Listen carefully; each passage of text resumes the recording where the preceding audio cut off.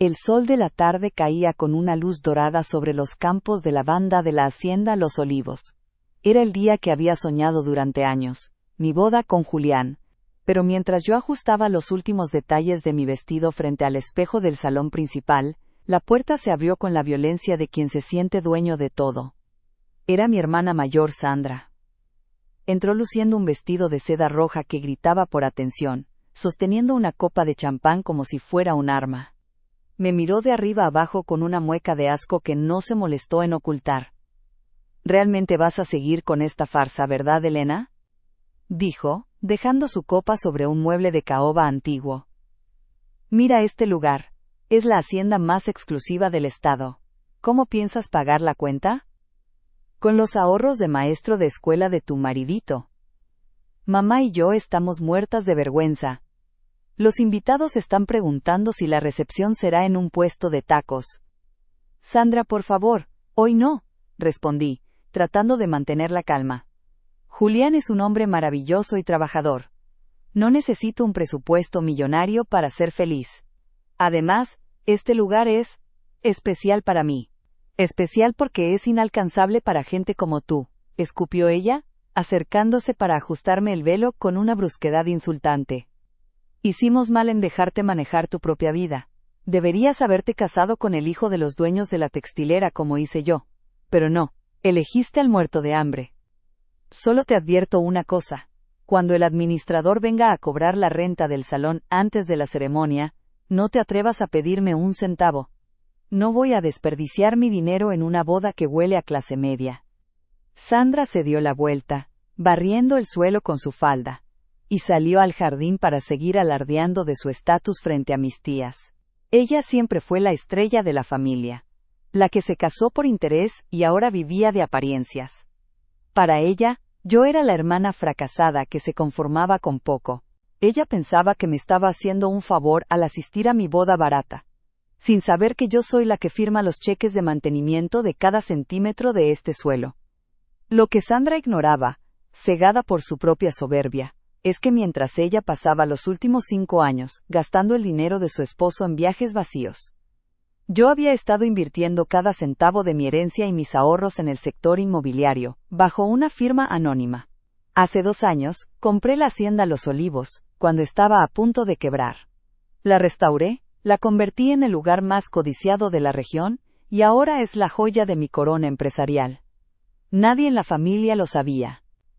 Para ellos, yo seguía siendo la bibliotecaria que vivía en un departamento modesto. Julián, por supuesto, conocía la verdad, pero él amaba a Elena, no a la dueña de la hacienda, y por eso aceptó mi deseo de mantener el perfil bajo hasta este día. «Señora Elena, los proveedores están listos para la confirmación final», dijo don Roberto, el administrador de la propiedad, entrando por la puerta trasera con una carpeta de cuero. «Gracias, Roberto», respondí, cambiando mi tono de voz al de la mujer de negocios que realmente soy. Sandra ya empezó a presumir su generosidad. «Así es, señora. Le ha dicho a los meseros que tengan cuidado con las copas, que son muy caras para que usted las reponga». Roberto sonrió con ironía. «¿Desea que procedamos con el plan?». «Espera que todos estén sentados en la ceremonia», dije, mirando a través de la ventana hacia el altar decorado con miles de flores blancas. «Sandra quiere un espectáculo de estatus, y eso es exactamente lo que le voy a dar. Pero no el que ella espera». Salí de la habitación y caminé hacia el jardín. Al pasar junto a Sandra, ella se burló en voz alta para que todos la oyeran. «Miren, ahí va la novia.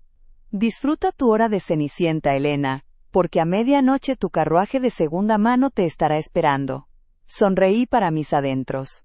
Ella pensaba que yo era la invitada de honor en una fiesta que no podía pagar, sin saber que ella era la invitada de una hermana a la que no podía comprar. La marcha nupcial comenzó a sonar. Julián me esperaba al final del pasillo, con una mirada llena de orgullo y complicidad. Sandra estaba en la primera fila, con una expresión de aburrimiento, esperando el momento en que el dueño de la hacienda apareciera para interrumpir la boda por falta de pago. Lo que no sabía, es que la dueña ya estaba caminando hacia el altar, y el pago que iba a cobrar no era en dinero, sino en la verdad más humillante de su vida. La ceremonia estaba en su punto más solemne. El juez estaba a punto de pedirnos que intercambiáramos los votos, y el silencio en el jardín de la hacienda era absoluto, solo interrumpido por el suave murmullo de las fuentes de cantera. Julián me sostenía las manos con firmeza. Sus ojos brillaban con una mezcla de amor y anticipación por lo que estaba a punto de ocurrir. Sandra, sentada en la primera fila junto a nuestra madre, no dejaba de mirar su reloj de oro.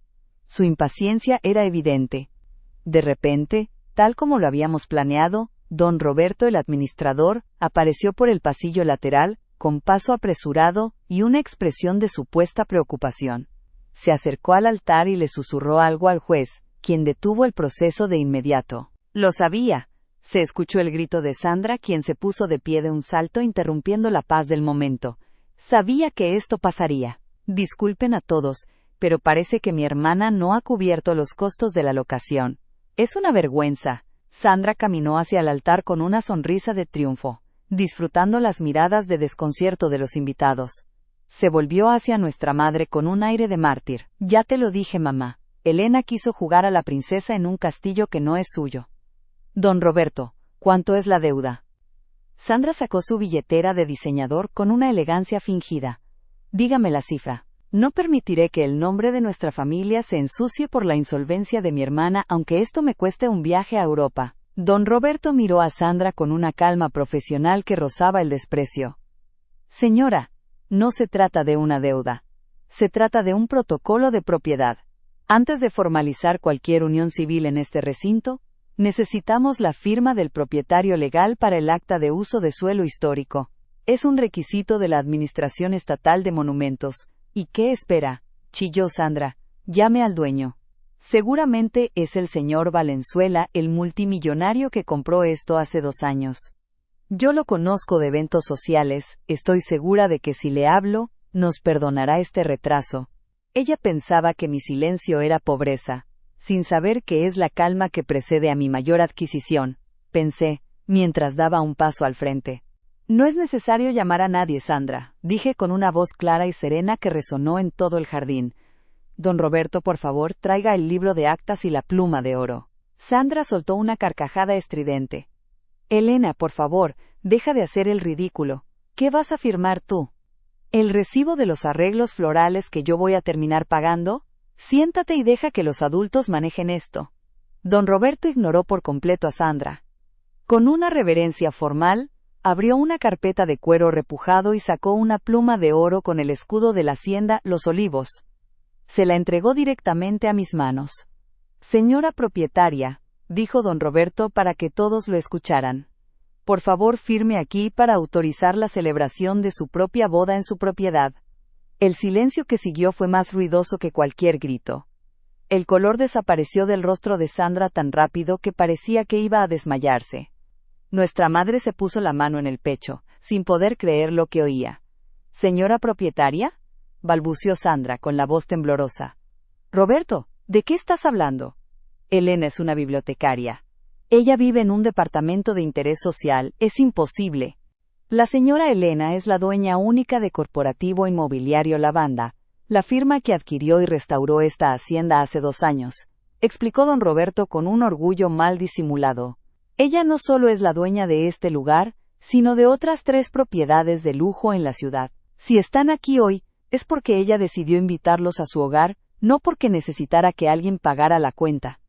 Firmé el acta con un trazo firme. Le devolví la pluma a Roberto y miré directamente a mi hermana, quien se sostenía del respaldo de la silla para no caerse. Su bolso de diseñador, el mismo que hace un momento era su símbolo de poder, ahora parecía un accesorio barato y vacío. «Sandra, querida», dije, acercándome a ella con una sonrisa gélida. «Dijiste que mi carruaje de segunda mano me esperaba a medianoche. Pero te equivocas. Este es mi carruaje, este es mi castillo, y Julián es el hombre con el que decidí compartir todo esto. Si la cena huele a clase media como dijiste, es porque decidí servir comida honesta y deliciosa, no las apariencias de las que tú te alimentas». Sandra intentó articular una palabra, pero la humillación era tan completa que solo pudo sentarse de nuevo, ocultando el rostro tras sus manos mientras los invitados comenzaban a susurrar y a sonreír. Mi madre se acercó a mí con lágrimas en los ojos, dándose cuenta de que siempre había subestimado a la hija que no gritaba su éxito. Ella pensaba que yo era la invitada de honor en una fiesta que no podía pagar, sin saber que ella era la invitada de una hermana a la que no podía comprar. Susurré, mientras el juez retomaba la palabra. La ceremonia continuó, pero el aire había cambiado. Ya no era la boda de la hermana pobre, era la coronación de una mujer que había construido su imperio en silencio, mientras los demás solo se dedicaban a criticar. Pero la noche apenas comenzaba y yo tenía una sorpresa más guardada para la cena, una que dejaría a Sandra sin aliento y sin excusas. La recepción se trasladó al gran salón de los espejos, un espacio donde las paredes de piedra volcánica contrastaban con candelabros de cristal que proyectaban destellos sobre la vajilla de porcelana fina. A pesar de la revelación en el altar, Sandra no podía aceptar la derrota. Su mente, forjada en la envidia, buscaba desesperadamente una grieta en mi armadura. Se pasó el banquete bebiendo más de la cuenta y murmurando con sus amigas del club. Cuando llegó el momento del brindis, Sandra se puso en pie, golpeando su copa con una cuchara de plata para atraer la atención. Sus ojos estaban inyectados en un brillo malicioso. «Un momento, por favor», exclamó con una voz forzada. «Es increíble todo esto de la hacienda, de verdad. Elena, nos has dejado a todos en shock. Pero hay algo que el dinero no puede comprar, y eso es el buen gusto». Sandra se acercó a nuestra mesa principal, tomando mi mano izquierda con una brusquedad que hizo que el vino se agitara en mi copa. Me obligó a extender los dedos para que todos lo vieran. «Miren este anillo», dijo con una risita condescendiente. «Es una piedra pequeña, casi minimalista. Mi esposo me dio un diamante de 5 quilates que se ve desde el espacio. Julián, entiendo que seas un maestro trabajador, pero si Elena es la dueña de todo esto, lo mínimo que podías hacer era conseguir algo que no pareciera sacado de una máquina de chicles. ¿O es que también el anillo lo compró ella para no pasar vergüenza?» Un murmullo de incomodidad recorrió el salón. Julián se mantuvo impasible, con esa sonrisa tranquila que tanto me gustaba. Ella pensaba que el brillo se mide por el tamaño, sin saber que el valor real se mide por la pureza de quien lo posee. Pensé, retirando mi mano con elegancia. «Sandra, el tamaño es lo único que te importa porque es lo único que puedes entender», respondí con calma. «Pero ya que sacas el tema, me gustaría que conocieras la historia de esta pieza». Hice una seña a don Roberto, quien apareció con un estuche de terciopelo azul y una pequeña lupa de joyero de alta precisión. La curiosidad de los invitados era palpable. Algunos se levantaron de sus asientos para ver mejor. «Este anillo no es una compra de joyería de centro comercial», Sandra continué. «Es un diamante azul de los olivos. Es una piedra extraída de una veta única que se encontró en los terrenos de esta hacienda hace 80 años y que se creía perdida. Cuando compré la propiedad, encontré el registro y la piedra en bruto en la caja fuerte original». Don Roberto colocó la lupa sobre la mesa para que Sandra pudiera observar.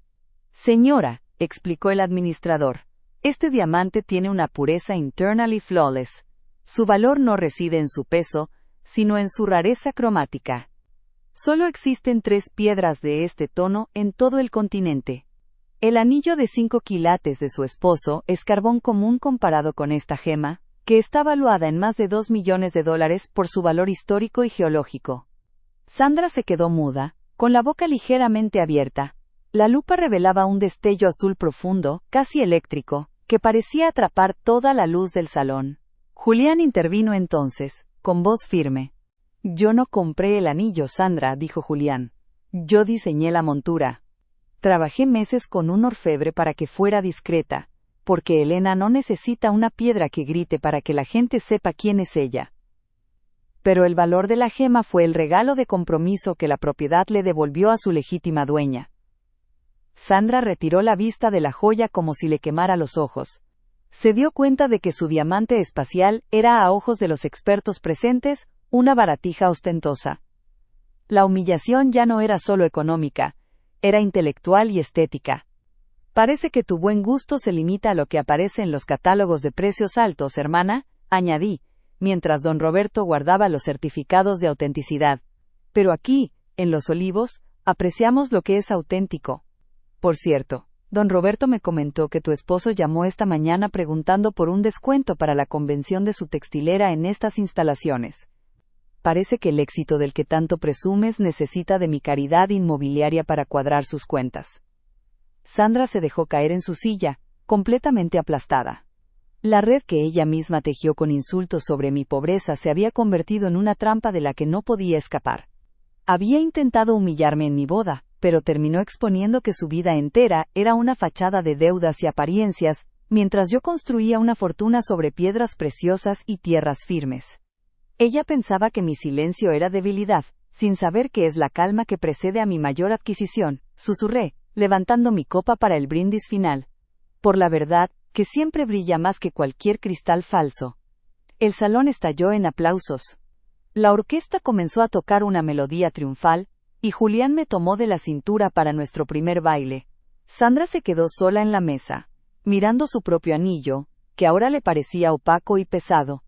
La noche apenas llegaba a su clímax, y yo todavía tenía un último documento que mostrarle, uno que cambiaría su estatus de invitada de honor a deudora de la familia. La fiesta continuaba afuera, pero el aire en la oficina privada de la hacienda era denso y frío. Sandra entró arrastrando los pies, con el maquillaje ligeramente corrido y la altivez de la tarde convertida en una máscara de angustia. Mi madre estaba sentada en un rincón, observando en silencio cómo el orden de poder que siempre dio por sentado en nuestra familia se invertía para siempre. ¿Para qué nos citaste aquí, Elena?, preguntó Sandra con una voz que intentaba ser firme, pero que terminaba en un hilo tembloroso. Ya tuviste tu momento de gloria. Ya nos restregaste tu hacienda y tu anillo azul por la cara. ¿Qué más quieres? ¿Burlarte de mi vestido otra vez? Yo estaba sentada tras el escritorio de roble, con una carpeta de documentos legales frente a mí. No vestía como la novia vulnerable que ella esperaba. Vestía como la dueña de un imperio que finalmente ponía las cuentas en orden. No te cité para burlarme, Sandra. Vine a hacer negocios, respondí, deslizando un documento con el sello de Corporativo Inmobiliario Lavanda. Dijiste que Julián era un muerto de hambre, y que yo no tenía dónde caer muerta. Pero mientras tú gastabas el dinero de tu esposo en viajes para Instagram, tu esposo estaba desesperado buscando capital para que la textilera familiar no cerrara sus puertas el mes pasado.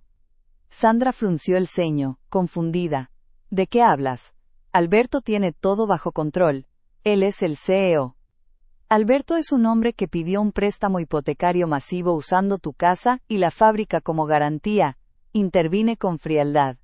Y como su historial crediticio estaba por los suelos debido a tu ritmo de vida, ningún banco comercial quiso tocarlo. Así que recurrió a un fondo de inversión privado. Sandra tomó el documento y sus ojos se abrieron de par en par. La firma del acreedor era el holding de mi empresa. Ella pensaba que el dinero era su escudo, sin saber que yo soy la dueña de la espada que lo sostiene. Dije, levantándome de la silla. Sandra, yo no solo soy la dueña de esta hacienda. Soy la dueña de la deuda de tu esposo. He comprado el 100% de los pagarés de la textilera. Legalmente la casa donde vives, el coche que conduces y el vestido rojo que llevas puesto, me pertenecen a mí hasta que la deuda sea liquidada. Sandra dejó caer el papel como si quemara. Miró a nuestra madre buscando apoyo, pero ella solo bajó la cabeza. La humillación era total. La estrella de la familia era, en realidad, una deudora de la fracasada. Lo hiciste a propósito, gritó Sandra, estallando en lágrimas de rabia. Nos tendiste una trampa. Querías vernos de rodillas. No, Sandra. Yo solo protegí los activos de la familia. Si ese préstamo hubiera caído en manos de extraños, ya estarías en la calle. Lo compré para evitar que Alberto terminara de hundirlos, pero también para que entendieras de una vez por todas que el respeto no se compra con etiquetas de diseñador. Me humillaste en mi propia boda, delante de mis amigos y de mi esposo, llamándonos miserables, pero aquí tienes la realidad. La miserable es la que decide mañana si tu esposo sigue teniendo oficina, o si la textilera se convierte en un centro de distribución para mi empresa. Sandra se dejó caer en una de las sillas de cuero, sollozando con amargura. Toda su vida basada en la competencia y la comparación, se había derrumbado frente a la verdad matemática. ¿Qué vas a hacer conmigo?, preguntó en un susurro. ¿Vas a quitarnos todo? Miré Julián. que acababa de entrar a la oficina y se colocó a mi lado, poniendo una mano en mi hombro. Él, el hombre al que ella llamó maestro de escuela con desprecio, era quien ahora sostenía mi equilibrio. No soy como tú, Sandra. No disfruto viendo a la gente caer, respondí. Voy a reestructurar la deuda. Pero a partir de mañana, Alberto me reportará directamente a mí. ¿Y tú? Tú vas a empezar a trabajar en la fundación de la hacienda. Vas a aprender lo que es servir a otros sin cámaras de por medio. Vas a ganarte tu sueldo por primera vez en tu vida, y ese sueldo irá directo a pagar los intereses de la deuda de tu casa. Sandra me miró con horror, dándose cuenta de que su vida de lujos vacíos había terminado. Ya no habría más brindis condescendientes ni miradas de asco. Ella pensaba que mi silencio era debilidad. Sin saber qué es la calma que precede a mi mayor adquisición, concluí, cerrando la carpeta. Ahora, limpia tus lágrimas y sal a disfrutar de la cena. Sonríe a los invitados. Y asegúrate de que todos sepan que la comida es excelente. Porque la pagué yo, igual que pagué tu derecho a seguir teniendo un techo esta noche. Salí de la oficina del brazo de Julián, dejando a mi hermana a solas con sus documentos y su nueva realidad. La noche de mi boda no solo había sido la unión con el hombre que amaba, sino la auditoría final que puso a cada miembro de la familia en el lugar que su integridad merecía. Caminamos de regreso al jardín, donde la música seguía sonando y las estrellas brillaban sobre los campos de lavanda. Mi imperio estaba intacto, mi corazón estaba lleno, y por primera vez el aire en la hacienda Los Olivos se sentía verdaderamente limpio. Había pasado exactamente un año desde que las campanas de la hacienda Los Olivos anunciaron mi boda, y con ella, el colapso del mundo de cristal de mi hermana. El jardín de la entrada, aquel donde Sandra me había llamado Cenicienta de segunda mano, ahora lucía un aspecto diferente. No había alfombras rojas ni fotógrafos de sociedad. Había un grupo de niños de la comunidad local recibiendo clases de arte y horticultura. Me detuve en el porche principal, observando a una mujer que vestía un uniforme sencillo de lona y llevaba el cabello recogido sin joyas ni artificios. Estaba arrodillada en la tierra, enseñando a un niño a plantar una semilla de lavanda. Sus manos, que antes solo servían para sostener copas de cristal y abanicar su propia vanidad, ahora estaban cubiertas de tierra fértil. Era Sandra. Ella pensaba que el castigo era el trabajo, sin saber que el trabajo fue lo que finalmente le dio una dignidad que el dinero nunca pudo comprar. Pensé, bajando los escalones para acercarme. Al notar mi presencia, Sandra se puso de pie. No hubo una mirada de odio, ni el intento de ocultar su cansancio. Me dedicó una sonrisa cansada, pero, por primera vez, auténtica. «Hola, Elena», dijo, limpiándose las manos en su delantal. «El sistema de riego de la sección norte ya quedó listo. Don Roberto dice que la cosecha de este año será la mejor de la década». Me alegra oírlo, Sandra. Has hecho un trabajo impecable en la fundación. No esperaba que duraras ni una semana, para ser honesta. Sandra bajó la mirada, no por humillación, sino por reflexión. Al principio lo odié. Cada vez que tenía que limpiar una mesa o gestionar un presupuesto de ayuda, sentía que me estabas quemando viva. Pero luego, empecé a notar que la gente me miraba a los ojos, no por mi apellido, ni por el coche de Alberto, sino porque les estaba resolviendo un problema. Es extraño, Elena. Pasé 30 años tratando de ser importante, y solo empecé a hacerlo cuando acepté ser útil. Caminamos juntas hacia la oficina donde, un año atrás, le había entregado el acta de su ruina financiera. Saqué un sobre lacrado de mi maletín y lo puse sobre la mesa de madera. La textilera ha tenido un año fiscal extraordinario bajo la supervisión del holding, comencé a decir abriendo el sobre. Alberto ha demostrado ser un excelente operativo cuando no tiene la presión de financiar una vida de fantasía. La deuda ha sido liquidada en un 80%, y el flujo de caja es lo suficientemente sólido como para que yo me retire de la sociedad. Sandra miró los papeles. Era la devolución de las acciones de la fábrica y la liberación de la hipoteca de su casa. ¿Me estás devolviendo la empresa?, preguntó con la voz quebrada. Te estoy devolviendo tu vida, Sandra, pero no la vida que tenías antes. Estos documentos estipulan que tú serás la presidenta del Consejo de Responsabilidad Social de la textilera. Seguirás reportando a la Fundación de la Hacienda. Porque no voy a permitir que la empresa vuelva a ser un cajero automático para vanidades vacías. Sandra tomó los documentos, pero en lugar de saltar de alegría como lo habría hecho antes, Los dejó sobre la mesa y se acercó a mí. Me abrazó. Fue un abrazo real, uno que no sentía desde que éramos niñas y no sabíamos lo que era el estatus o la competencia. Perdóname, Elena, susurró. Perdóname por haber intentado apagar tu luz para que la mía se viera más brillante. Me dabas miedo porque eras todo lo que yo no era, real. Ella pensaba que mi silencio era debilidad, sin saber qué es la calma que precede a mi mayor adquisición, respondí, devolviéndole el abrazo. Y mi mayor adquisición, Sandra, no fue esta hacienda, ni el diamante azul, fue recuperar a mi hermana. Esa tarde, celebramos una cena íntima en el salón de la hacienda. No hubo invitados de la alta sociedad, solo mi madre, Julián, Sandra y Alberto. No hubo comparaciones de anillos ni críticas al menú. Julián sirvió el vino y reímos recordando anécdotas de nuestra infancia, antes de que el dinero se convirtiera en un muro entre nosotras. Mi madre miraba la escena con una paz que nunca creí ver en su rostro. La familia finalmente estaba sanada. Al final de la noche, mientras Julián y yo caminábamos por los campos de lavanda bajo la luna, me di cuenta de que la auditoría de mi vida estaba completa. Había usado mi poder no para destruir, sino para reconstruir los cimientos de lo que realmente importa. Sandra ya no era la estrella que brillaba con diamantes falsos. Ahora era una mujer que sabía que el valor de una persona se mide por el rastro de bien que deja a su paso. Ella pensaba que la humillación en mi boda era el fin de su mundo, sin saber que era el comienzo de una vida donde por fin podía caminar sin el peso de las apariencias. En la hacienda Los Olivos, el aire seguía oliendo a lavanda, pero ahora también olía a libertad.